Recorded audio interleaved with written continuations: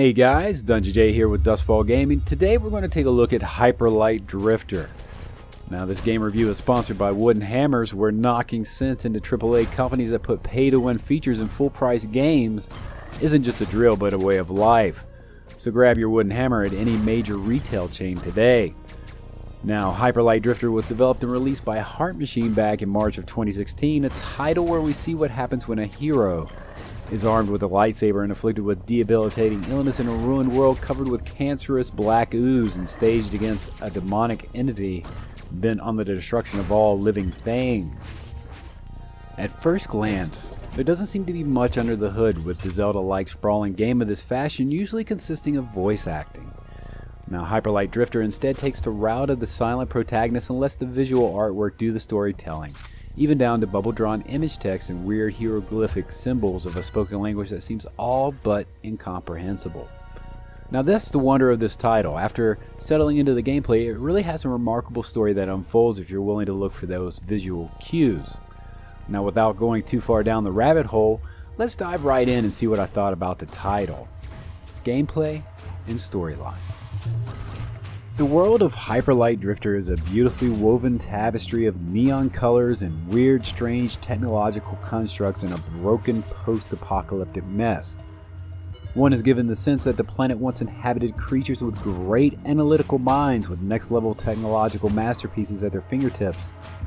But unfortunately, wherever the masters of this technology went is a mystery left up to the players to discover.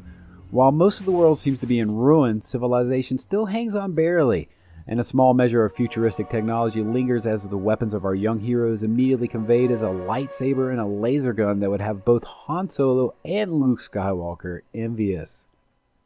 As the story unfolds, we're given witness to the great travesty that has transpired on this sad realm relayed by strangers encountered along the road. We find out that there's a meager settlement that remains, where the disease-ridden populace tries in vain to make its last stand against the strange black ooze material that is seeping up out of the ground and killing the inhabitants of this world. It also seems that everyone has a story to tell of either war or the death of loved ones to the illness in this post-apocalyptic setting.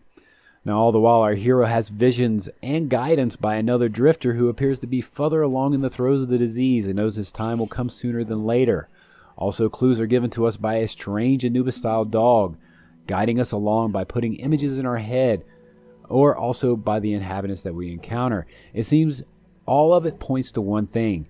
Deep beneath the ruins of this world, in chambers filled with strange test tubes and equipment left in disarray and disuse, lies the answer to this stricken planet, and also a terrible evil. The gameplay inside Hyperlight Drifter is fast-paced and rewarding. Not only is our hero given the tools of a laser gun and a lightsaber, but he also possesses the ability to dash at the speed of light in short bursts in any direction. Secret passages and hidden items dot the landscape, which is divided into 4 sections, including the main central settlement in the middle, and each has its own complete story arc and monster types like the vultures to the mountainous north, or the plant beasts found in the water region to the east. Also, each area contains a boss type similar of a design to that region, which must be defeated if you want to progress and complete the game. Now, it wasn't until later that when I was digging around on the internet, I learned that there is a preferred progression of which boss to kill first. Now, let me tell you guys, it doesn't matter what order you kill the bosses, this is not going to stop you from completing the game, and if anything, for me, it helped flesh out the story in better detail. Now, the one drawback or advantage, depending on how you view it, is that the game can be difficult. Each encounter with the enemies requires a certain measure of understanding of how they attack and their movements. Also, depending on the monster type or their attack, it will also change the amount of health you lose per hit. Learning the best strategies against these enemy types will speed up your process through each area, but this will also have to come from trial and error. Now this is all aided by green health kits which are found along the way and will refill your health bar back up to max. You're also given yellow gear bits which are rewarded for killing mobs or can be found, and they're essentially the currency used to upgrade your hero back at the main settlement, and this will give him a wide array of different attacks or an increased health bar, varied movements, and upgrades to his long range arsenal. Now, about midway through the game, the feel of your personalized drifter will have you dashing and savoring your way to victory and really give you a system of investment into your character.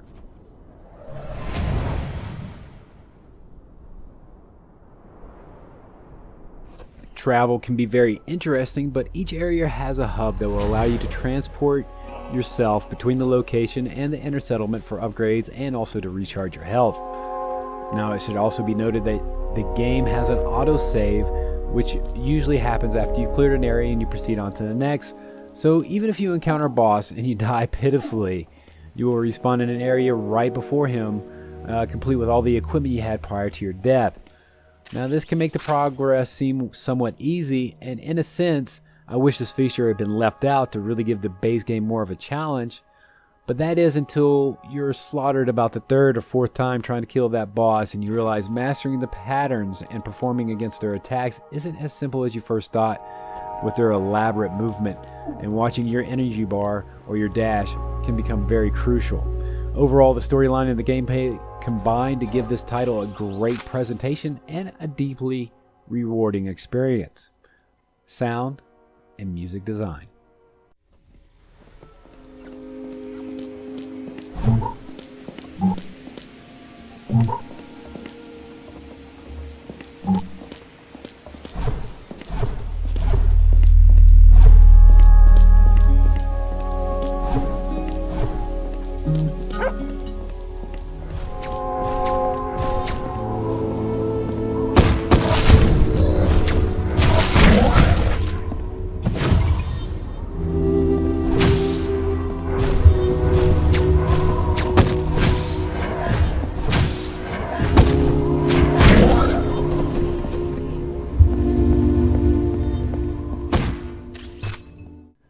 I usually start with sound, but really the music of this title needs to be addressed first.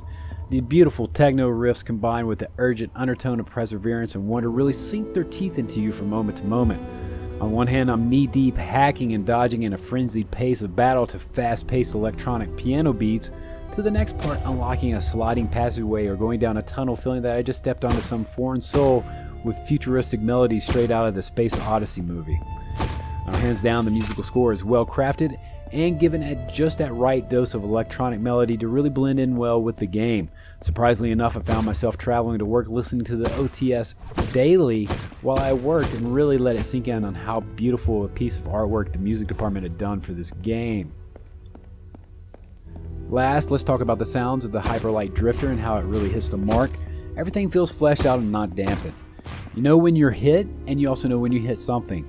Ambience also plays a huge role in this, as well as each area has its own distinct background noise that really belays the impression of where you are and what you're doing. Be it the wind whipping past you as you climb a mountainside or the sound of water running somewhere in an underground cave. I never once felt like that they left something out in this presentation, and also at the same time it didn't weigh down too much in relation to the gameplay. Overall, it contained the perfect pitch of music and sound design to complement the game itself, and really that's as much as you can expect from any game title. Now, as you guys know, I rate buy, sell, or forget about it, and Hyperlight Drifter is a buy. This title, while having a little dust on its cover, stands out as a must-play in any gamer's library, be it a fan of Zelda or any traditional 2D dungeon crawling lovers. In all honesty, the depth of the story as it unraveled, the gameplay and the music design, not to mention the smoothness and control, and the Easter eggs embedded in this game just left me thinking that 15 years from now, this title will retain as much replayability as any great title from the SNES series. Well guys, I hope you enjoyed the review. Remember to thumbs up the video if you liked it, or thumbs down if you didn't. If you like what I'm doing, remember to follow me for other game review titles in the future, and as always, have a great day gaming. Later.